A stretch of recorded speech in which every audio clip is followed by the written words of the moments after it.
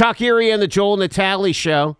We are live from our Kingdom Financial Group studio here at 5th and State.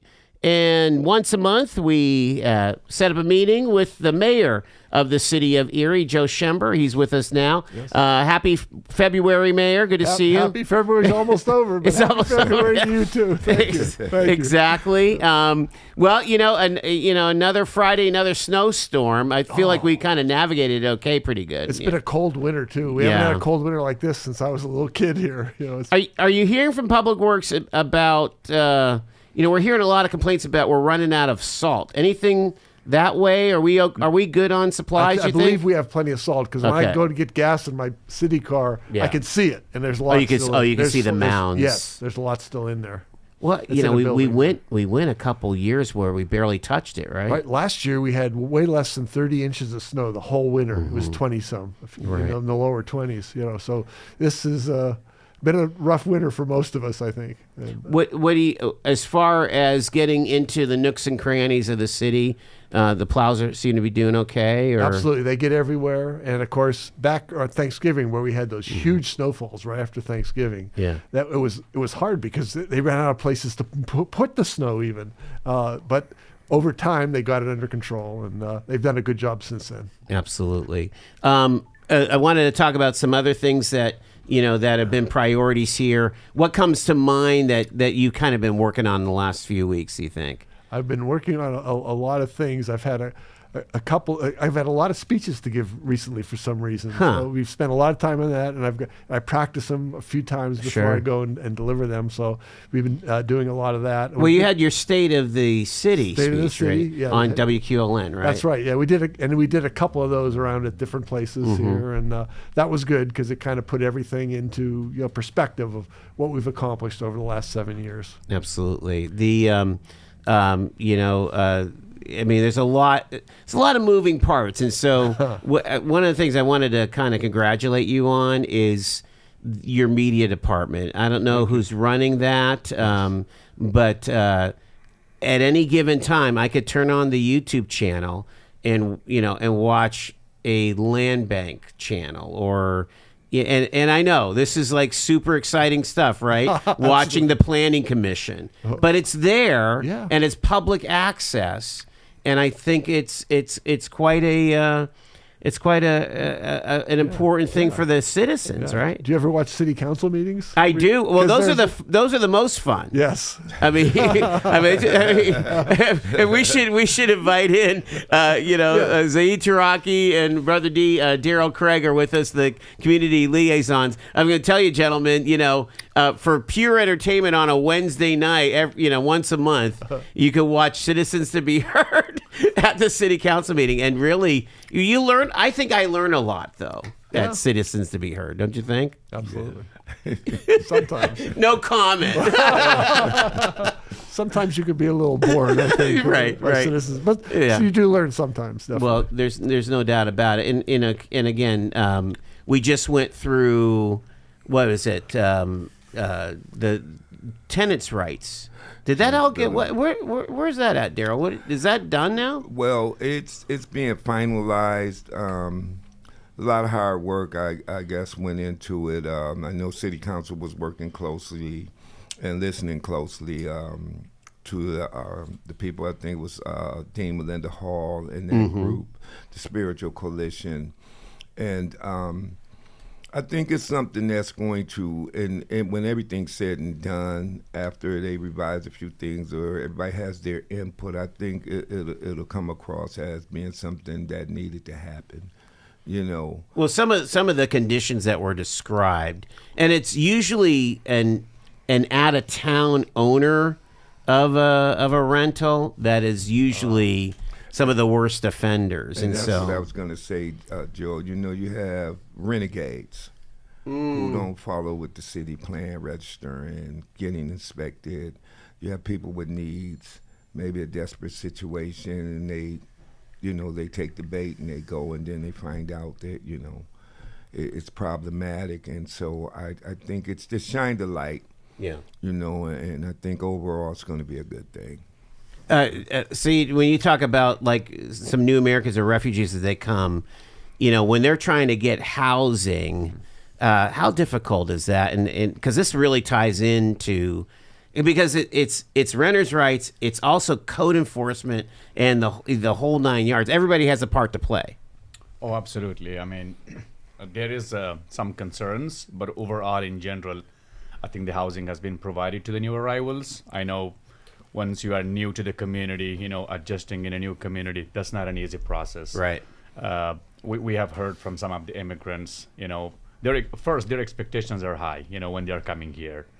I mean, they heard about the United States, like you are going to the United States, it will be completely like everybody's Beverly Hills, right? Or something like that. Yeah. There are some concerns, I mean, with the landlords, like the bugs issues, painting issue, lead poison issues, and they have shared their concern with the city. We raised that issue in different meetings, how to address that with the landlords and the city. I think the city is working. We have the New American Council meeting. We talk about it, about those concerns. So I hope there's a plan to solve those problems. Yeah. Mayor, weigh in on this because, again, we've had multiple conversations about code enforcement and just, making sure that that's a robust arm of the city. Are you feeling good where we're going with that right now? Yeah, I feel good, but I still think we can still get better at it. Okay. And be more efficient and effective. We kind of lost our mojo on the quality of life ticketing, which was going before COVID, and you were able to keep short accounts. It's that broken window philosophy, right? Yes, absolutely. Yeah. So, what would it take to really get on the job with all that? Well, we've got a new person coming to work next Monday. And they're going to kind of be in charge of that area, the whole area. So I'm really expecting a lot from him to move forward. Okay, can you announce who that is? I can. We've already announced it. Can you guys remember the name who I'm talking about? And what would be their position, I guess? He is the kind of the head of all our communications. Oh, okay, yeah. Oh, I do know that name. Yeah, so it was announced. So that's somehow intertwined with planning and code enforcement, the comm? Like these guys report to him, right? Yeah. But I'm more thinking of who's actually the chief code enforcer. Oh, who right now Chris Groner has been taking some of those duties. It's been kind of like a shared responsibility. Yeah. Yes. But I wanted to add to what Saeed said. Yeah. I had to deal with a couple code issues, a couple of housing issues since I've been on board, and I'm happy to say that we were able to get them rectified pretty fairly and pretty quickly, in spite of being shorthanded in that. And so now that everything is being centralized, I think it'll be a lot more effective because once again, I think that light that was shined kind of spurred everybody into action, and so. You see a lot of people just trying to step up and fill in gaps wherever they can, but there is movement, and that's always good when it's headed in the right direction. I mean, the code enforcement ties into what the Erie Redevelopment Authority is doing with the anti-blight. I mean, it's just all these interlaced situations with the city. The fellow that you're thinking of is Kyle Hannon. Thank you. He's the new comm director. He's going to jump on. Yeah, I mean, he is the director of communication. What the mayor stated, I think someone for code enforcement is also in the process. Okay. We don't know that process. It's with HR. I think they will have more information on that. Understood. It's a key element here of making sure that, because again, you've even said it. You'll be walking in Frontier and see a blighted property even on your walk. Absolutely. Every neighborhood is dealing with blight. Yes. Buki said we had 6,000 parcels with blight. I'm not sure what that number is now, but there's some opportunity here to turn neighborhoods around, but it's going to take aggressive enforcement of the law. I mean, these are laws that are being broken, right? Yes. And a bad thing that's been happening lately is we'll tear down a disabled house or a bad house. Yeah.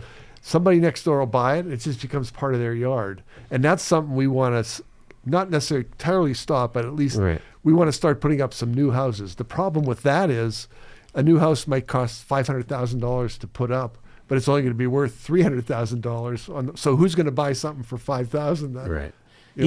Somehow you have to create And again, this is a whole show in and of itself. Yes. But you have to create public-private partnerships to build the incentive structure for a developer to say, okay, I'm not going to build one house at 400 grand. I'm going to build 10 or 12 or 25 houses at 250 or 300 a piece, and then sell them, where they would, be able to pencil out. Yes. It's a tough deal right now, though. It sure is. And everybody's talking about housing, Mayor. Yes. Yeah, there's a lot of conversation about that going. Chris Groner is really working hard on that for us. Yeah. And he's kind of got a plan. It's going to take probably a couple months to actually implement it. He's still looking for input from people, but he really wants to do at least about 3 houses a year going forward as his first goal here. Okay. And that'll be good. When I was born here in the 1950s, we had 140,000 people living in Erie. Now according to the official count, we're under 100,000, but we think we're probably over actually because of the, people coming in here from overseas and that sort of thing. And at the time that was done, that count, it was 2020 when we were having the pandemic. Yeah, the deep in the pandemic. One guy talked to me who goes door to door, went door to door with that. He said he was at least 100 houses where he knew someone was inside. They wouldn't answer the door. They were afraid they'd get sick if they talked to somebody else. So we think that was way lower than it should have been. We did over a year ago, and they said they would. You think we'll get a number of when you last point, take it further, but you take population at let's say we're so that's what is that or somewhere around there. And a lot of or knocked down or built, I think this is what they're trying to do on West Bay.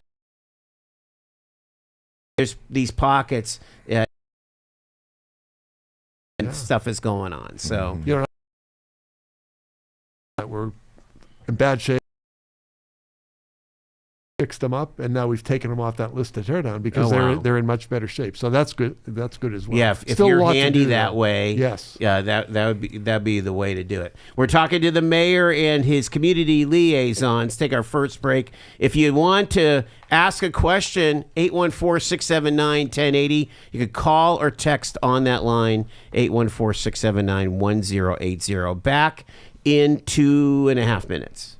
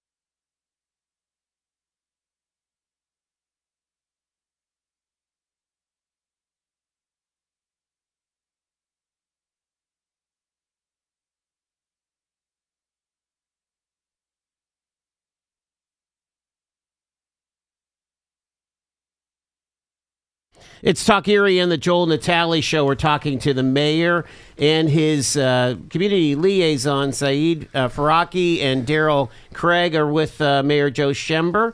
And let's go to some of those conversations, and we'll start with you, Daryl. You were just saying off air how you're noticing, staying with housing here, you're noticing kind of a movement of private investors and private folks just saying, hey, I want to jump into rentals, right? And fixing things up. Yeah, a lot of people, I'm in the streets, in the community all day, every day. Yeah. And it seems to be a trend sort of building where that's becoming a popular source of a second income or even a career for some people. A lot of young guys that I talk to, they're talking about going into business and they're thinking about real estate. They're thinking about flipping houses. Yeah. I guess that's what they call it, flipping houses. Sure. And a lot of the small contractors that we know are constantly busy, working on these houses that people are buying now. I don't know how it gets measured, you know what I mean, unless it's, going to come through in some way to track how many houses have been purchased and, the permits and all that type of stuff. But there does seem to be a great deal of interest. Yeah, I just want to add one more thing to that. I think among the new American community, there has been interest as well For real estate. Yeah, for real estate, to jump in to buy houses or fix the houses. I think the Redevelopment Authority is working in one of the programs we had a meeting with. They are interested to help people who are interested as a subcontractors or contractors. So there is interest among the new American community as well. Right. Can we talk a little bit about owner-occupant housing, though, because one of the really stark statistics that Erie is dealing with is African American home ownership. And there's a lot of people attacking this. You've got Erie's Black Wall Street. When we had Erie Bank here, they were talking about how they are bringing tools to bear to try to build home ownership. Do you get a sense that's starting to break through, that more and more folks in the African American community and New American community and really across the city are building the credit and wanting to buy their homes? And is that a thing, you think? Absolutely. I see a lot of effort to educate people on that process, a lot of interest in that, people attending the workshops and attending the informationals and trying, like I say, a lot of these younger folks are definitely interested in, owning this real estate, and this is where they're getting their information from. The more people put it out there, hey, we can show you the pathway, the more the interest seems to grow, as opposed to other types of business. I think really that property ownership is probably number one in interest with a lot of African American first-time homeowners, first-time business people. They're looking at real estate. We've been doing a business cohort of our own with Chris Groner, and and both the groups. We've done a couple large groups so far. In each one of those groups, there was a healthy portion of people that were interested in real estate, from the African American community. And it's one of the things that we've been able to develop, that I've been able to make a referral for these first-time interested people. Hey, we got a business cohort coming on. We got this guy, Chris Groner, can show you the pathway. Come on down to this, cohort. And so that's been a great tool for Saeed and I both to have when we're out and about in the community. And Mayor, you could probably weigh in on this, even with your experience as a banker. Yes. That homeowners are they're stable parts of the local economy. They sure are. It's great to have homeowners. We'd like to have more homeowners now. We have a lot of renters. We'd like to have more homeowners because it just integrates them into the community, and they really are part of it. They really set roots in, and they're not. Let's face it, they're not jerked around. Yeah. I don't want to make landlords the bad guy, but we've seen a horrific escalation of what rents are in this town. I mean, you used to be able to rent a flat. I even shudder when I say this, but I rented a flat within the last 25 years for $250 or $350 a month. Wow. You know, maybe it was $400 at one point. Yeah. And now, if you want 2 bedrooms and a bath and a, what is it, $1,100? Yeah, $1,200 bucks? 1,200, 1,200. It's unreal. Easy. Yeah. You know, I mean, Yeah. you start knocking on some of these really nice apartments for that amount of money down here. I want to let you know, I still rent a house for a whole house for $400 a month. I make enough on that to pay all the expenses related. You know, But you've kept that tenant Yes. satisfied, Yeah, and they're you're very happy. satisfied. Yes. For $400 a month. Yes. Mayor, you're a saint, man. Think about it, though. It's actually a house that my grandfather, who came here from Sicily, bought for my father and mother. And I grew up in that house. And when I was in 7th grade, we moved 2.5 blocks away to another nicer house. Yeah. But he kept that, and then he gave it to me, and I've been renting it. So. Now there's a story. Oh my word, that's amazing. I mean, so I know we just spent a half an hour mostly on housing, but this is one of those really super felt needs. When you talk about inflation, yeah, we could talk about eggs, the cost of eggs all day long, but really, it's the cost of rent, the cost of transportation, it's the vitals that really are where people are hurting right now. Oh, absolutely. Makes good Tell you sense. what, though, it's funny you mentioned the cost of eggs. We had that discussion last week, and I'm kind of confused, you know, because I've been hearing it's $8 a thing, but I knew a guy, our greeter, gave me a business card at City Hall. You know, that local farmer, or you can get eggs for $3 a dozen, 2 for $5. Yeah. The country fair had them, 2 dozen for $5. So brown eggs, which is our favorite, and you know, I'm kind of like, you gotta be careful with the narrative sometimes. It might be a little bit of fake news. Yeah, you know, and it may be somebody who's trying to, you know, to inflate the price that, you know, is helping with these narratives. I don't know for sure, but I know it's not everywhere. It's Exactly. not $8 everywhere. Let me put it like that. We will pivot to more with the mayor and the community liaisons after the news at the bottom of the hour. It's Talk Erie.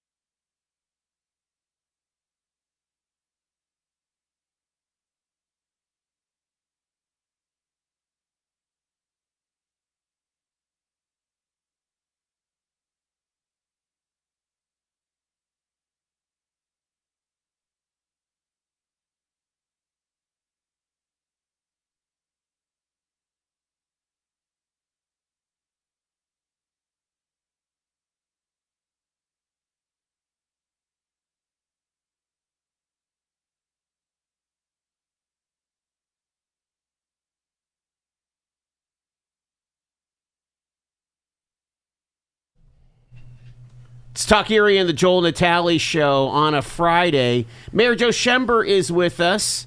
It's our monthly meeting with the mayor, and he has brought with us from the fifth floor his community liaison, Saeed Taraky. He's the liaison to New American Community, and Brother Daryl Craig, the liaison to the African American community here. Mayor, let's keep moving and talk about, again, how important it is to have these pipelines to neighborhoods in our community through these gentlemen. Yeah, it's very important. I think it's very important, period, but it's very important to me. I want to hear from the people living in Erie, what they're experiencing, what problems, if any, they have, and how we can make Erie better. What's the best direction for us to go?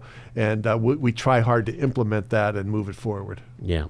If you can put your headphones on, fellas, I'm going to see if I can grab a phone call here and go from there. Okay. Hello, you are live on Talk Erie with the mayor and the gentleman here. Go ahead.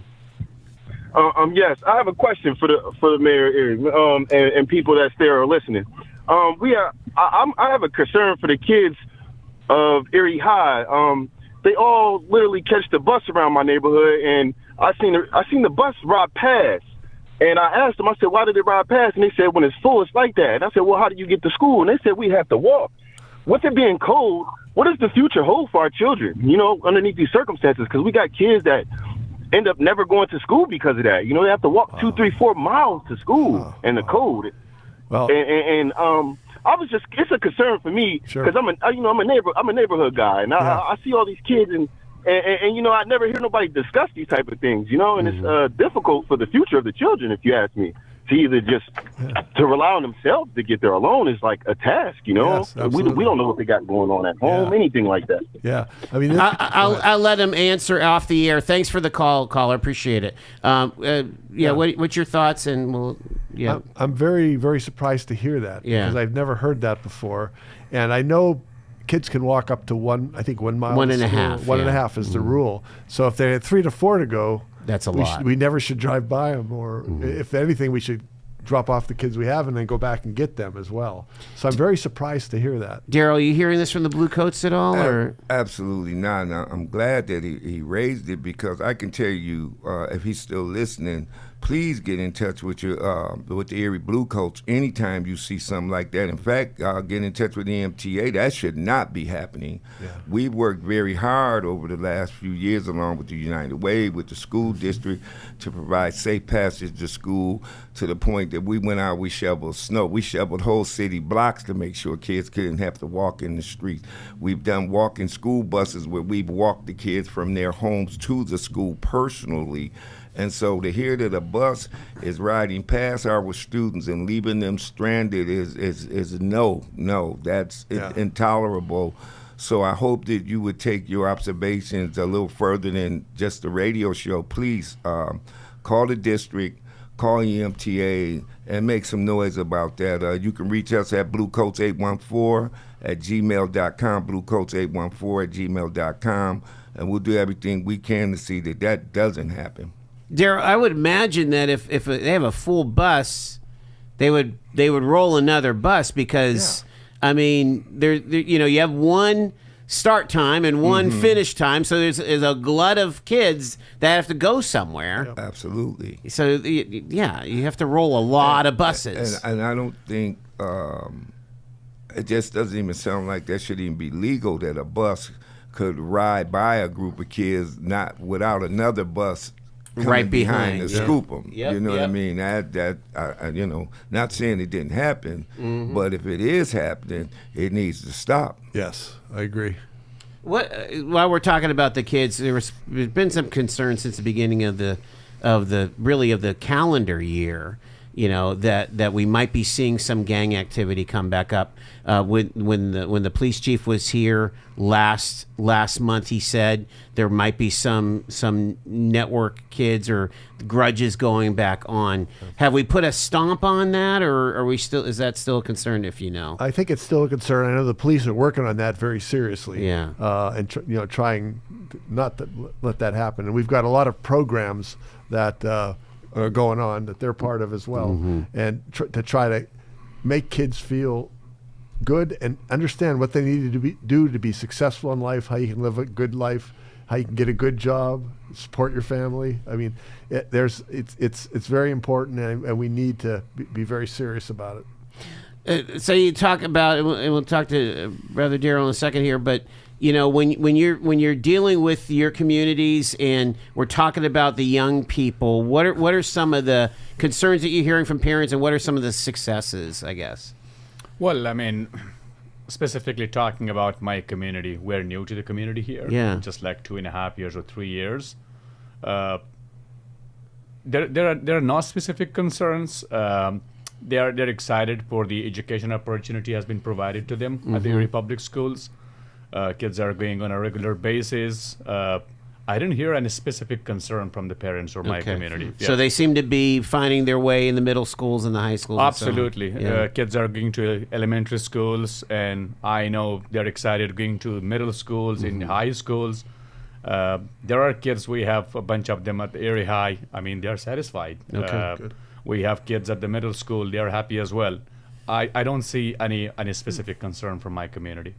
Daryl, weigh in on this. Again, are you seeing any uptick, and is it being dealt with, I guess?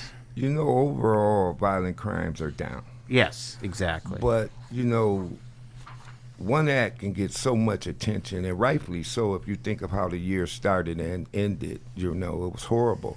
Mm-hmm. And there are still individuals or young people that are making choices to out of a desire to belong to something greater than themselves, will, get together 2 or 3 of them, maybe more, and give themselves some acronym. But overall, to be honest, there's no real gangs in Erie, not real gangs. But I guess that's the downside to it, because, when you get that wannabe attitude, they'll do the most random thing possible to try to make a name. And a small percentage of kids can make a whole group of kids look bad, or look like it's not as bad as it seems, but it looks so bad. And I know for a fact that there's multiple groups of people, multiple individuals, including the Erie School District, the Blue Coats, the Eagles Nest, the Pell program, which is just knocking it out the park. Youth leadership, I can go on and on. People are working feverishly. But the thing, again, COVID happened. Yeah. And a lot of what we're seeing is the residual trauma, the impact of those kids losing their structure, their normal, for almost 2 years, and creating their own without any positive guidance in doing it. And so, it's always a problem anytime there's one act. Right. But overall, just looking at the data that's been released, it's not as bad, but one act can be so horrific.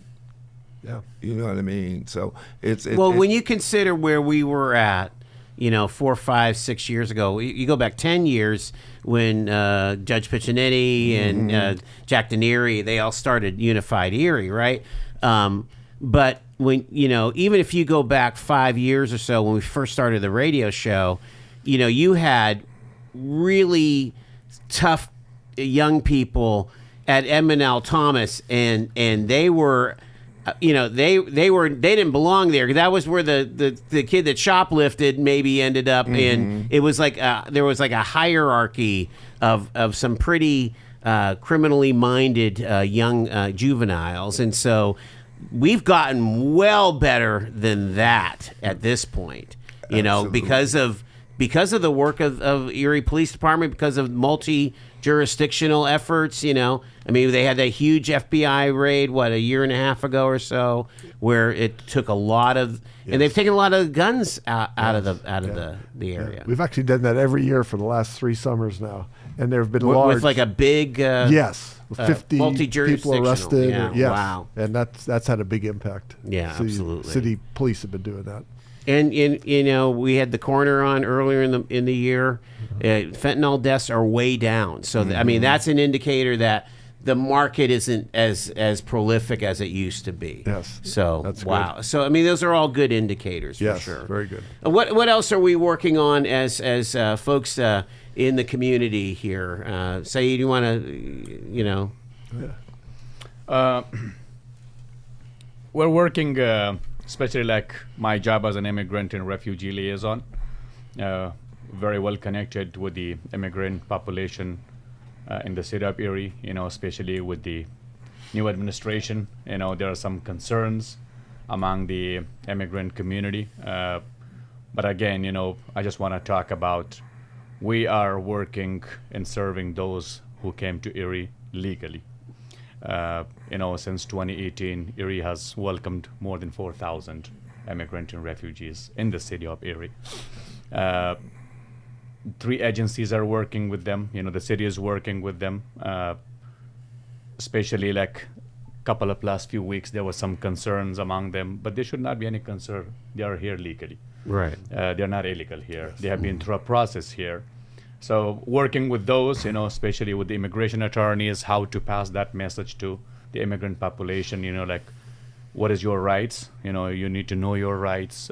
What are the documents you need to have with you? If there is anything or any problem for you, reach out to us, how we can connect you with different resources. So this is what I'm working on. And also, like Brother D mentioned, the business cohort. I think it's a good opportunity for the new Americans that they are coming to learn about the resources. We had successful 2 business cohorts. Some new Americans participated in it. And also the flagship grant, that they are going to be announced probably next Right. week. I know some of the new Americans will be part of it to get it and expand their businesses. That's what I'm working with. Again, Erie is a welcoming city. We are happy to be here. The new American community is focusing on how to contribute to the economy of Erie and the development of the city of Erie. So that's what we are working on. There was a statement that came out here in the last few weeks from the city on the Facebook page concerning ICE action here in Erie. Now, I keep on mentioning to my audience that we have border patrol right in Fairview. I mean, we have always had border patrol. We've always had immigrations, but there have been some ICE activity, and supposedly there were several that were incarcerated at the county jail. I guess they've all been moved now to a facility in State College. Do you guys have any comment on any of that? Is there a role? I guess in a criminal activity, the Erie police will act with FBI or other agencies, right? Absolutely. They always do that to make sure the arrest can be made without anybody being injured. And they do a good job of that. But in terms of just going after people because they're from another country, we don't do that at all. Okay. And probably never will. Right. Yeah, because we're a welcoming city. Yes. That's part of the being a welcoming city. The City of Erie Police Department will not coordinate that. Again, you talked about the ICE activities. We didn't hear any legal immigrant that I'm talking about, like those 4,000 that came since 2018. These are refugees through a legal process. When somebody a silent process. Yes, yeah. I mean, one thing I want to mention, I think I'm seeing that in social media from last couple of weeks. I think there should be a difference between legal and illegal immigrants. We cannot put them all in one category. Right. Not all immigrants are criminals. There are criminals everywhere. They do criminal activities. And as a law enforcement, you need to arrest those people. Sure. So, yes, there were some ICE activities. I have no comment on that. Okay. Maybe they have their own excuses for that. But as far as I know, there were no legal immigrants caught by ICE in the city of Erie. Okay. Yep. Brother D, some of the things that you've been working on through your efforts as a community outreach. Well, of course, continuing to try to reduce the violence among our youth, continue to strengthen the partnership between the Erie School District and the community of our SPCP community police relationship, which is growing. We've just created that continues to be the biggest show I ever had. I did it virtually on Zoom. I had 28 different guests all at the same time. Do you remember that one? Yeah, it was literal. Yeah. Well, it was literally right after the George Floyd murder in May of 2020. Go ahead. And we don't give ourselves enough credit for that because I think Erie handled that fantastically. Exactly. With that effort, there was a little decline after the whole COVID thing, and we're starting to build that back up. We've got a new component that we've added, what is called our impact group, and these are the family members of individuals who have lost loved ones to this senseless gun violence, and we kind of merged the two in our last SPCP meeting. It was one of the most powerful meetings we ever had. I mean, it was charged, it was emotional, it was raw, but it was also, you saw Erie from all walks of life stand up and care about each other in a way that I think only Erie seems to be capable of in this madness. And everybody that left there, I think they left there encouraged.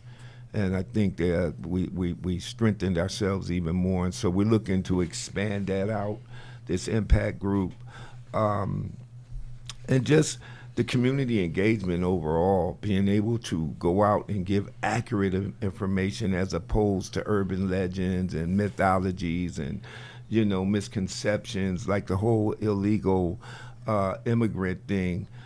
We've been making sure that we all spread this message of what's the difference between because sometimes even the immigrants don't understand that because of language barrier, you don't have to worry about that. You're not illegal. You know what I mean? Because of this narrative.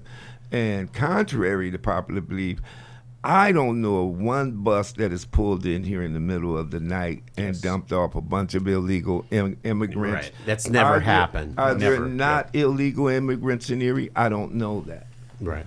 But even legal immigrants, one of them may find themselves in some criminal activity. Doesn't mean he came across the border to do illegal activity. You know what I mean? Sure. Just like we say all kids ain't bad, And so it's the narratives, and I think that Saeed and I have been able to help a little bit with that and giving accurate information as opposed to the guesswork that seems to get done around these certain topics, Sure.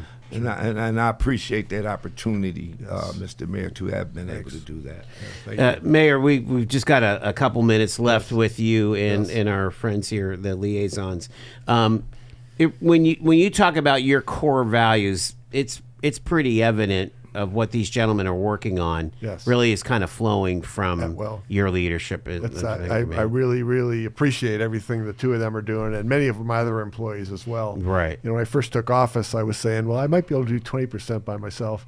Within the first 2 weeks, I changed it to 15, to 10, to 5. And I started to say, I couldn't even do 5% of what we're doing by myself without a great team. So I'm really blessed with that, and really grateful to them and to many of my staff. What do you think are going to be priorities here in the next several weeks as we enter into March? And will you be like at the St. Patrick's Day parade? I mean, is that one of your things? I've been at that every year so far. So you've got the green beads, right? Yes. I mean, there's four things that I kind of focus on. One is increasing housing opportunities and home ownership, and that's a big problem right now. Everybody knows that. That's something we're addressing. We're also trying to add more jobs, and we've had some success with that, but we want to do more of it, and also more opportunities to invest. We want to improve public safety. We've made great progress with that, improving the public safety, but we want to do it even more. In fact, one of my dreams is that we get through a year and no one is killed by a shot of a gun in Erie. And as I think I might have mentioned earlier, that over the last 3 years, we've had several people killed by guns, but the shooters have all been arrested in the last 3 years. And that, I think, makes people think twice before they pull out their gun to shoot somebody. So we've had some self-inflicted gunshot wounds, not necessarily like a suicide, actual like mistakes, right? I mean, just misuse of the gun or something like that, And the other thing I want to do is be sure that we continue to stabilize our finances. We have not increased real estate taxes now for 6 years. And do you think that it's time for the county to do a countywide reassessment? Are we? I mean, we're way overdue. Yeah. it definitely is a good time to get that done and find out what's the value of all these properties. I mean, because it's going to take a few years to come up with this. Yes. Maybe we need to start talking about it for a 2028 or 2030. Seriously, I mean, we're so far behind. Yeah. And so much has changed. I mean, you look around this neighborhood right here. Yes. How much difference there is. I don't know. Yeah. That's one of my soapboxes. I like it. You know. It's very good. Yeah. Well, we appreciate you guys taking the time to come here. Mayor Joe Schember, along with Community Liaison Saeed, Taraky, and Brother Daryl Craig. Godspeed to all of you, and thank you so much. Thank you much. Thanks, You Joe, keep for up the having good me. work too. We appreciate it very much. It is 4 minutes in front of 5.